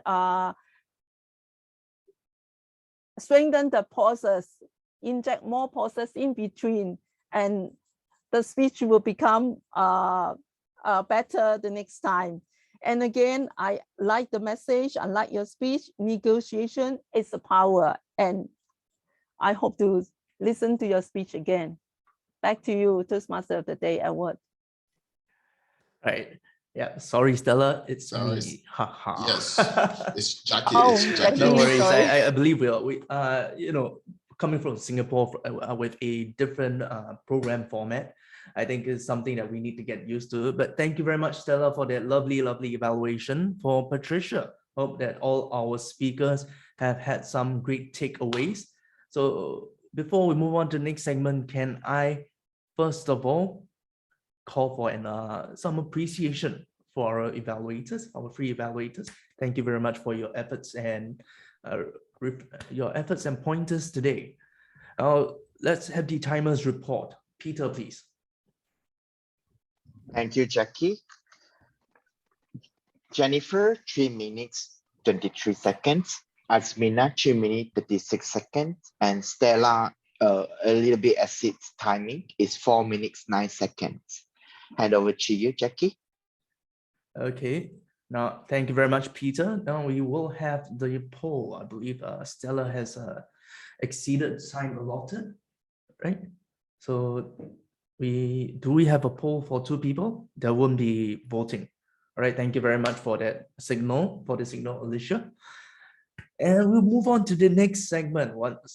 Now, this is an interactive segment, something that will involve everyone. So if you are here, I'd like to invite you to turn on your camera and of course your microphone, because you're gonna be answering some questions. That's right, ladies and gentlemen, this segment is the listening post. Listening post, the listening postmaster, is there a title for this? Never mind, the person in charge for the listening post will be posing some questions to us based on the details and happenings of the meeting to test how alert we were. So ladies and gentlemen, get ready to answer some questions, rack your brains and earn some points. Please welcome our listening post person in charge. Also another guest, Lee Choi Ling. Thank you, Jackie. Good evening, good morning, and good afternoon to everyone anywhere in the part of the world. It is my pleasure. My name is Lee Chui Ling. It's my pleasure for the first time to conduct listening polls in this club. And thank you very much for giving me opportunity to practice my listening skill, in fact, as a listening master. So the aim of this role of listening polls is to listen all the evening speakers and test how well members have been listening during the meeting. And now I could say that I have about 11 questions. And please, if you know who is the speaker, you can unmute and speak out. If it is your one who is speaking, then you keep quiet. Okay, give other people a chance that they could listen your speech effectively, listening actively. Okay, now here it goes. Who said motivation comes within? Persuasions. You impact people with. Khalid. Yes. Khalid. Thank you. Jennifer, correct.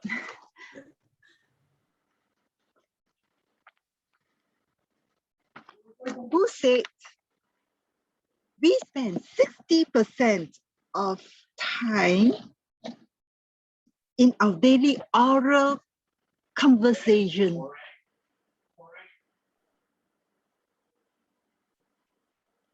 I think I know, but I'm giving others a chance.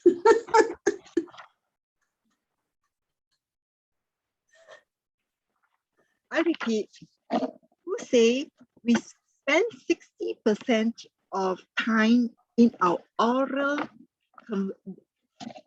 conversation daily? Nobody? Madam President. Madam President. Yes.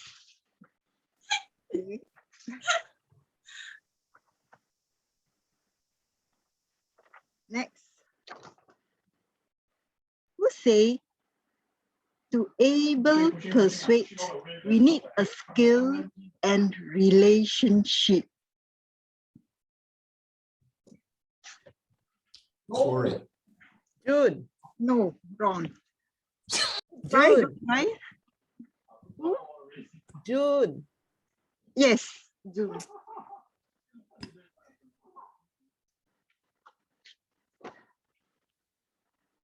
Who say we cannot go as loser? We cannot lose this game. Work. Yes, correct. Okay. Who say in persuasion you need a technique? Blah, blah, blah.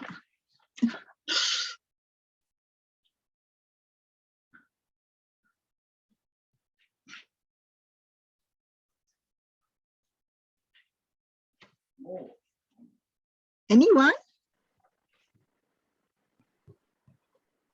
In persuasion, you need a technique. Then the sentence goes on. Was it Corey? No, wrong. June. Wrong.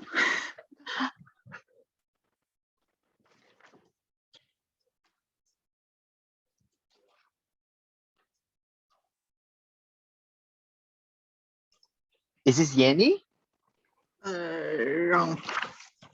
Patricia Tay. President. Wrong.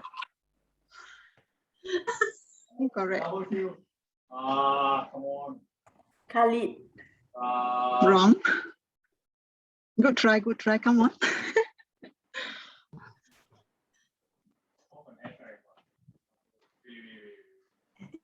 Our GE. Jackie. No.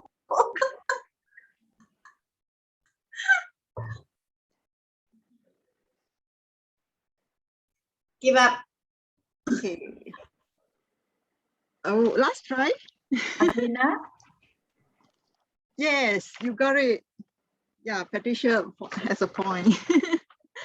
Okay, let's go to the next. Who said the person who persuaded me to join Toastmaster is myself, and I am grateful to myself. Saurav.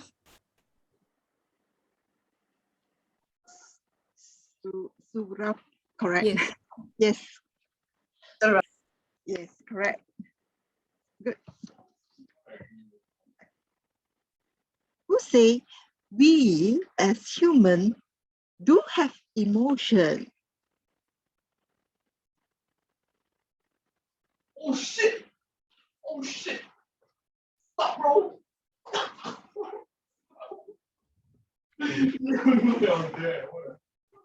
I can hear the emotions. Yenny? Let me guess. Edward. Wrong. Who say Yenny? Yenny is the correct one. Sure. Shah got it right. Okay.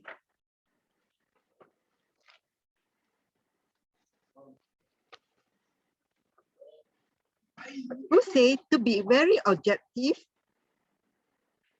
Listen careful. Do not overreact. To be positive. Corey. What's it?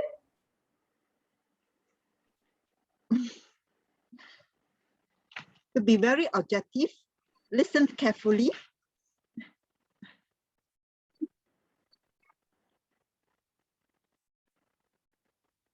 President. Wrong. Corey? No.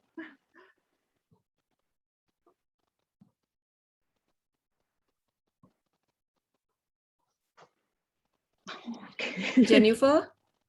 No. Patricia Tay. Yes. Yeah, Patricia, you should tips me. Say me. I actually forgot I said that. Well done. Alicia, well done. Okay. Whoever say this, please keep quiet. Other people try. When I first trained her to go toilet, poo and pee, I give her the treat. Jenny. Yes, well done.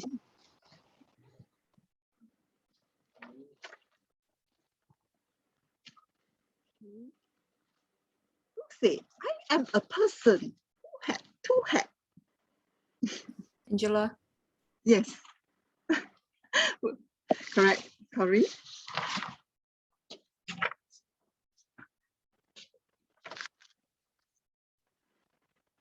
Who ended up the speech by saying, be respectful is a key of a healthy work relationship. Corey. Yes, well done. Peter. Oh, come on. Here is my 11 speeches, questions, and this is the end. And now I shall announce I shall invite Lee Buckley to announce the result. Who is the great listener tonight? Thank you, Madam Listening Post. What a battle of characters tonight. We had neck to neck between Corey, Alicia, and Peter. And then the winner at the end of the day was, drum roll please, Peter! Yay! Congrats, Peter. Congrats, Peter. Now we're back to Jackie. Over to you, Jackie. Thank you very much, Choi Ling. Indeed, that was a fun session. I can hear all the laughter. Enjoyable. What a great way to come to the end of the meeting. Of course, I think next segment isn't so fun because a lot of people dread it, right? Oh, how many mistakes that I made. But disclaimer, of course, the R counter is here to help you, help to point out the subconscious verbal leakages that we have. So don't take it to mean that, oh, I have made these mistakes. Take it to mean that, oh, these are the areas on which I can improve upon. Here, if I have made too many ums or ahs, next speech, I will take more note of that. So to lead us in, to give us the R counters report, please welcome our counter, Muhammad Shah.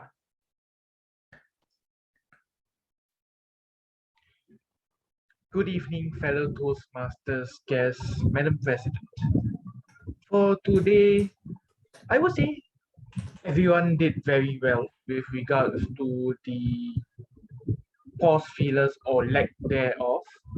In fact, the number of pause fillers that I could find was significantly little. In that case, I shall just read out those names that I caught, and as you can tell, I'm also trying to consciously be aware of my own R's, arms, and pause fillers. Starting with Kanan. Is Kanan there or? Okay, Yes, I do not see him. Yeah, I do not see him. He used a bit of repeated words. The ones that I caught were when he was introducing everyone while being the table topics master. The ones that I caught were don't, that, which I think could be either he was stammering, for example. Another example that I caught was from Suvak, from which I understand it is his second table topics session after all, where I caught, so yeah, I've been, that sense of nervousness was actually there. And a few, when he was talking about his first few sessions of Toastmasters and how his mentor was actually guiding you. Asmina, I think you did. Asmina is there. You were doing very well, but I think towards the end of your session, you were using quite a few pause fillers that I could catch on 6 Earth. Corey, for your prepared speech, you were doing very, very well as well. Except towards the end where you were talking about your manager, I could catch my manager, that section where you were talking about the communication, improving communication between yourself and your manager. And last but not least, Jackie, you were doing very, very well prior to your introduction of me.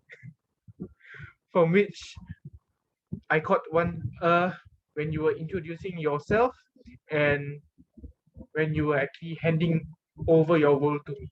And with that, thank you very much, everyone, for giving me the opportunity.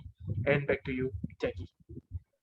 Thank you very much, Shah. And once again, remember, Shah is the mirror for us to see these little blemishes, not say blemishes, but things that we want to work on in our speeches to remove these pause fillers. So once again, thank you very much, Shah. And we will go, and before we go into the final segment of the meeting, let me deliver the general evaluators report. So today's general evaluators report, I will be focusing on two things. First thing, the program, and secondly, the facilitators of this meeting. Now, I only have 5 minutes, so I cannot give a very comprehensive report, but what I can do is I can condense all the things which I felt were more important, things that we can all learn together, and so that the next meetings, right, we can deliver a better experience. Now, the very first thing, let's talk about the program. The program of today, most of it was pretty well followed. It's a pretty comprehensive program.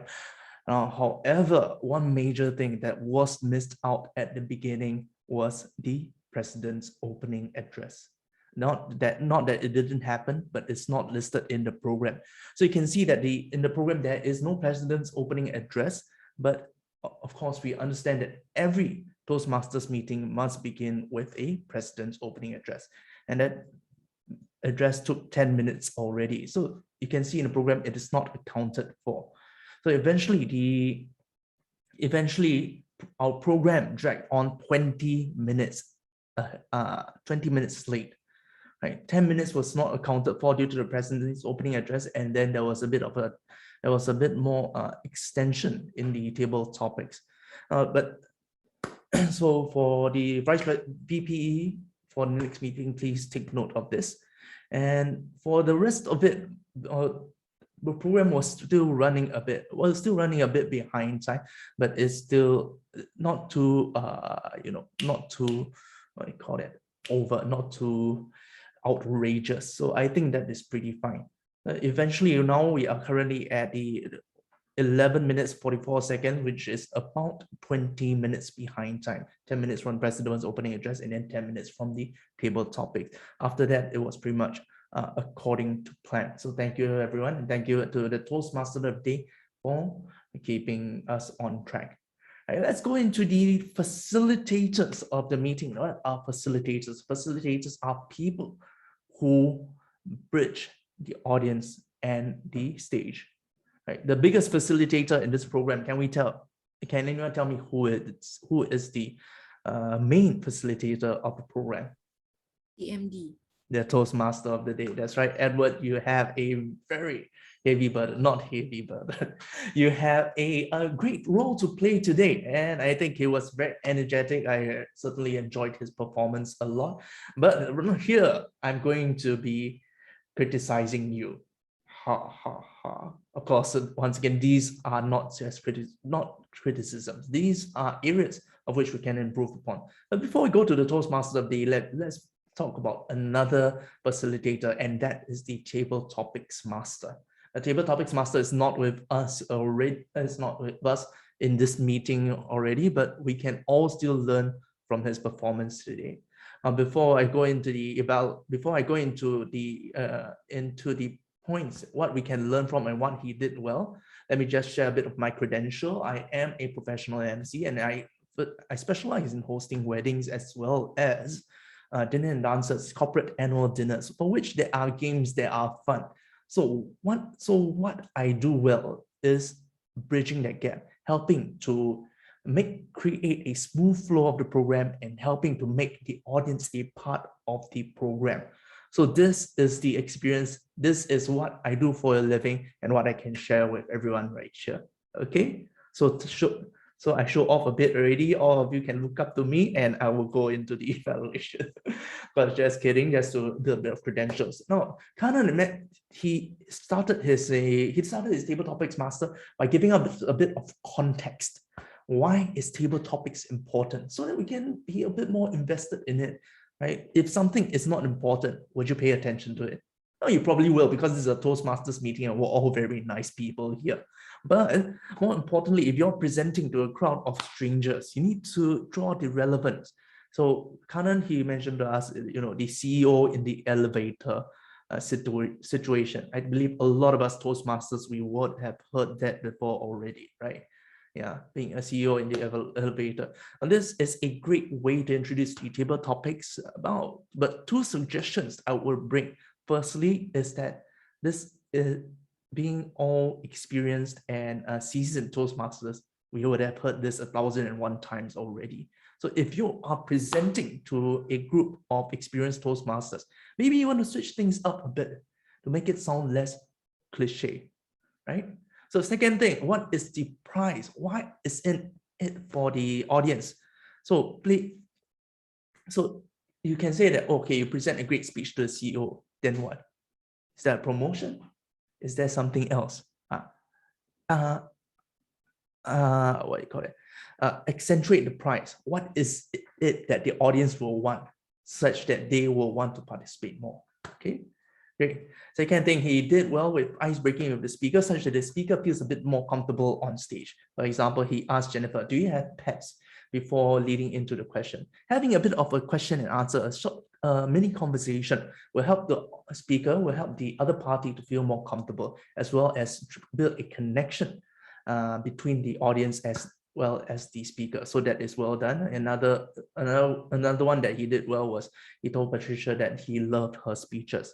So in that way, he built a bit of social proof for Patricia, such that the audience know, oh wow, Patricia gives great speeches and that we want to listen to that. Another thing he did well is that he repeated the question twice.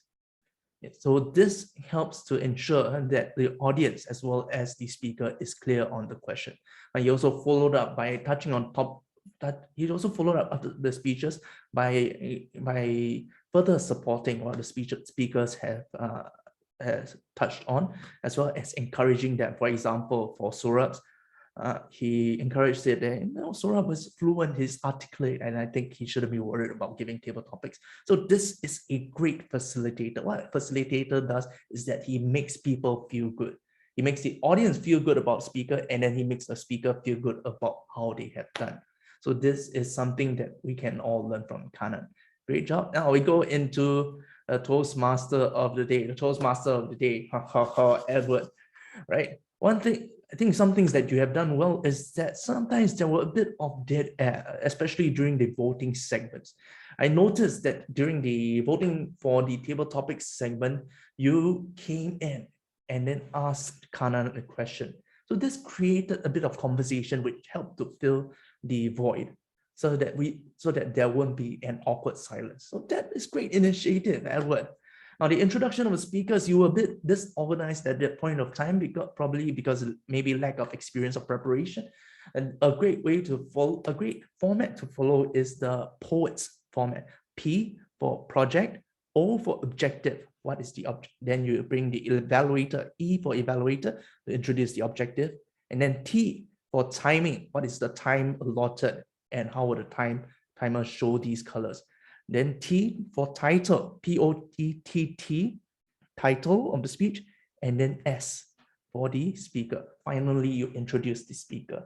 So this is a model to follow such that you can help yourself be more organized. And then he also present and also you followed up with you followed up with some of these speeches with I learned this and this from the speaker's speeches.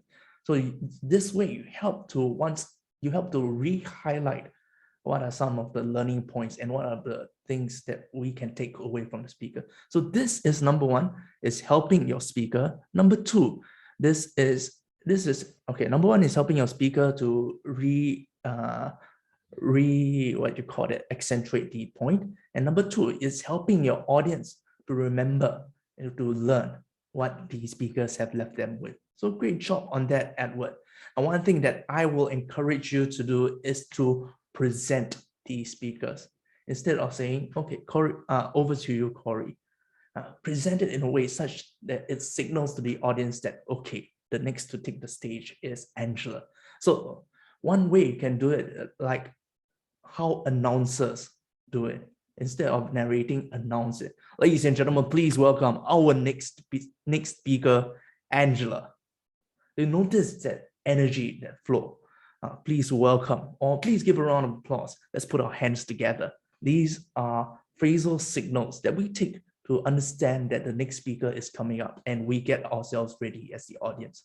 So it's some ways to present the speakers. So you get your audience ready. Right, so that nevertheless enjoyable performance by Edward here today, and a quick 2 points about each evaluator.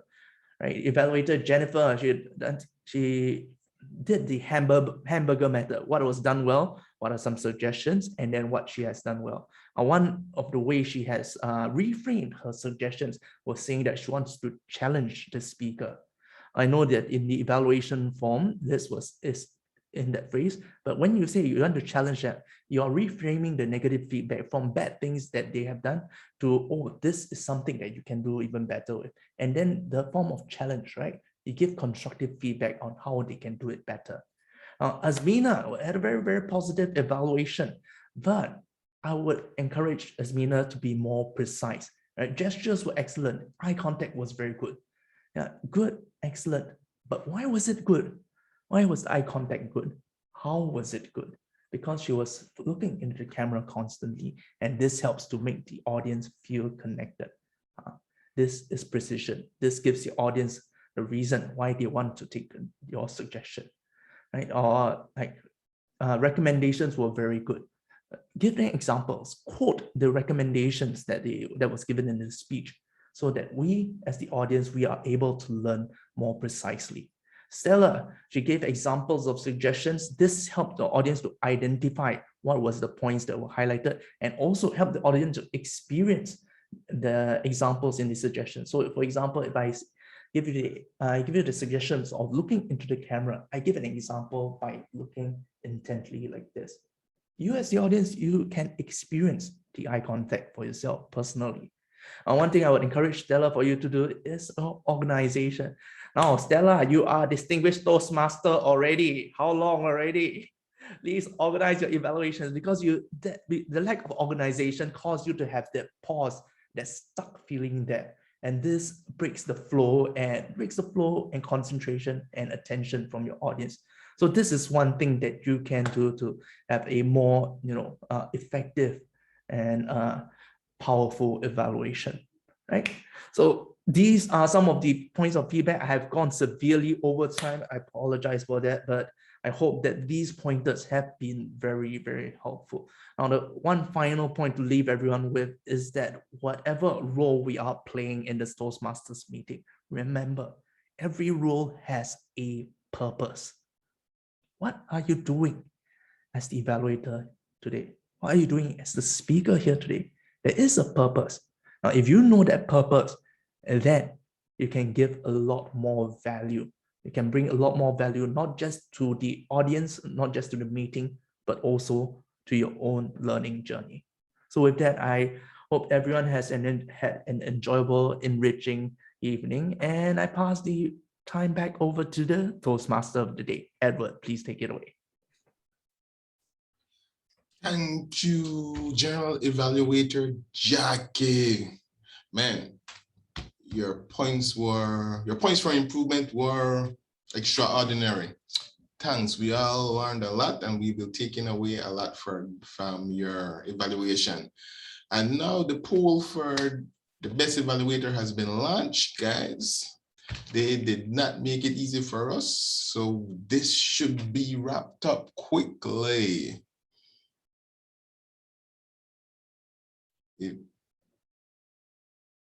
Oh. There's no voting because Stella had exceeded time, right? Yes, yeah. Correct. Apologies.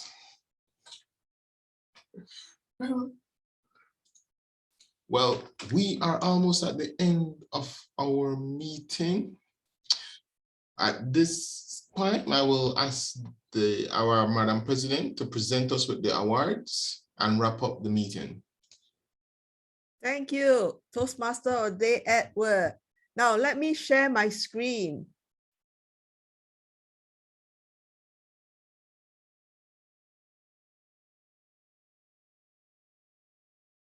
Now we have come to the most exciting segment of the meeting. Thank you for all the patience for waiting to this segment. Let us put a round of applause for the winner for table topics.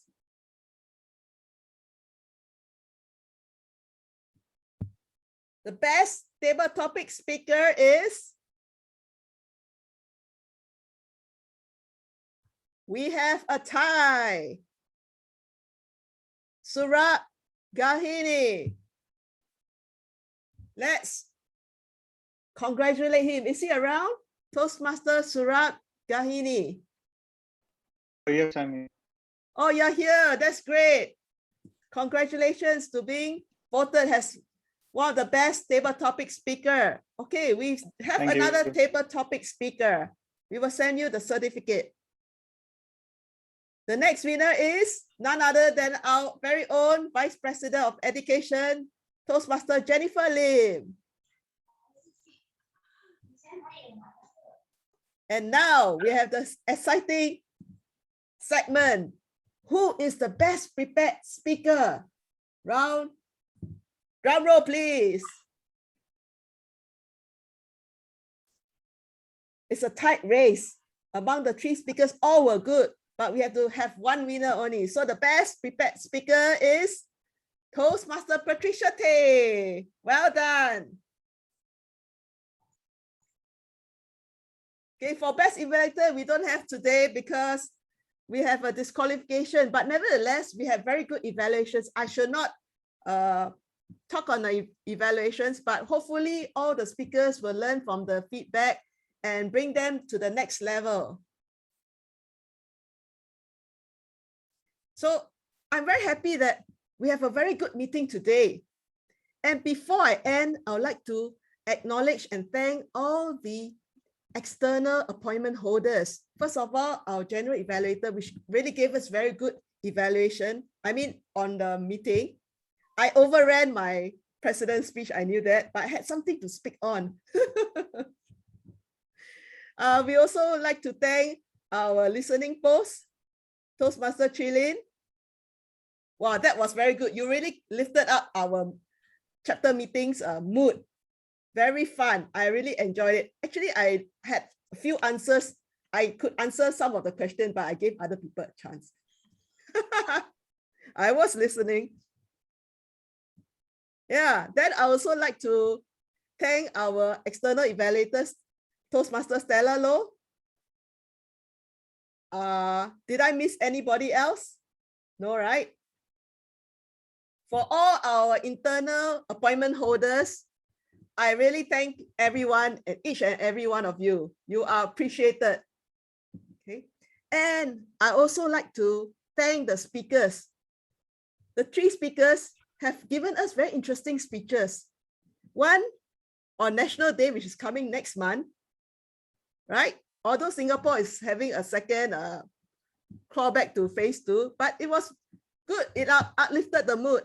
And then Christmas is in December, but we have somebody speaking on Christmas. Yeah. And we also have Corey that spoke about communication, which is closely linked to persuasion. Yeah, before I end our chapter meeting, I would like to remind everyone that to be effective persuader, or rather to persuade someone, you need to use words, and the choice of words is very important. Not only that, one thing that I realized is that you need to put yourself in the person's shoes, wear their shoes and walk about.